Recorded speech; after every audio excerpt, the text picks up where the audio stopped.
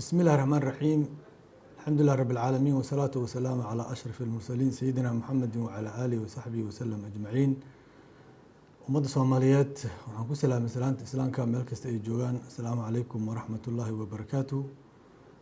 وحان روا إنان كهضلو الحيسد كسو عصبوناتي قلمدك ونهرين باق وجهديني إن وحكستو أو اسفهم الآن لغودا مايو وضا هضل سيدا أن هرو أشاقني قلمدك وحيلاد هل cadowgeedana waa al-shabaab waxay kala leedahay hal wax oo ay reer galmudug kala qaybsaneen oo ah inay dowlad goboleedka galmudug ay jirto wax walba oo khalqal gelinaya jiritaanka dowlad goboleedkaasna ay tahay arin in meel lagu soo wada jeesto mudan markii aan intaas ka baxno waxaan baaq u dirayaa dhowr qolo oo kala duwan marka hore waxaan ugu baaqayaa dadka deegaanka inay isdejiyaan qolada ku loolamaysa deegaankana ay dadka u turaan oo laga ilaaliyo dadka barakaca iyo dhibaato hor leh in loo geysto.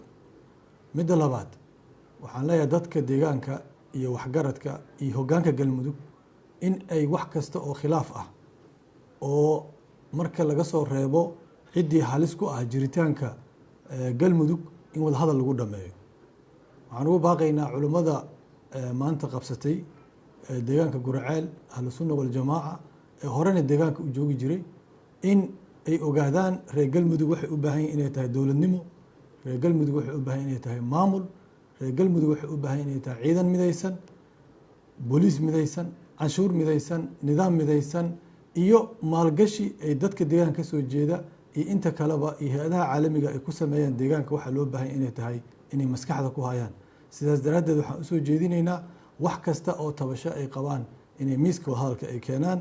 hoggaanka galmudugna uusan ku degdegin inuu xal military ama mid ciidan oo ku xaliyo khilaafka kala dhexeeya asaga iyo kooxdaas culimmada ah ee wada hadal lagu xaliyo xalkan oo noqdo mid siyaasadeed. waxaan leenahay dadka deegaanka waxgaradka siyaasiyiinta xildhibaanada kuwa heer federaal ama kuwa heer dowlad goboleed intaba in laga wada qeyb qaato sidii loo heli lahay xal miiska wada hadalkana lagu xaliyo khilaaf kasta uu yimaado si uusan fursad u helin cadowga ku hareereysan galmudug ee al-shabaab iyo dadka doonaya inay dunto dowladnimada galmudug intaba.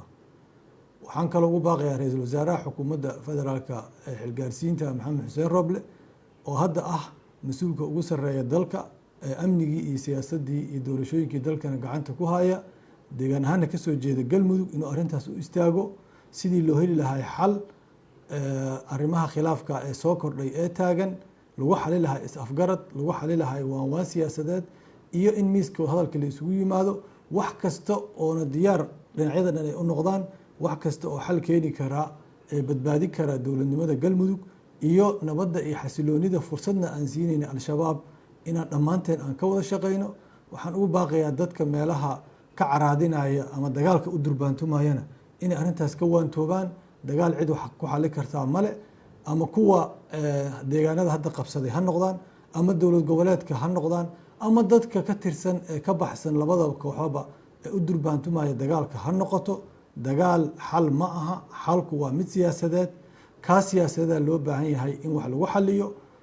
hadda ka hor sida aan la soconno culimmadan deegaanka waa laga saaray waanwaan iyo wada hadal iyo waxaa looga saaray dadka deegaanka ay qeyb ka ahaayeen. hadday hadda soo noqdeenna waxaa loo baahan yahay waanwaantii iyo wadahadalkii in lala galo. ciddii fursadda siisay na lagula xisaabtamo inay taas dhacdo. aniga waxaan soo jeedinayaa in xalka galmudug uu yahay wada hadal. dadka reer galmudugna ceeb ayay ku tahay inay maalin kasta isjiijidaan oo isqabsadaan oo ay dagaalamaan. ceeb deegaankay ku tahay, ceebna sida dadka soomaali dhexdeeda uga tahay. sidaas daraaddeedaan qabaa in wax kasta wada hadal lagu xaliyo. annaguna waxaan diyaar u nahay in aan gacan ka geysano wax allaale iyo wixii xal lagu keenayo oo wada hadal lagu xalinayo. waa mahadsantihiin. wasalaamu calaykum waraxmat ullaahi wabarakaatu.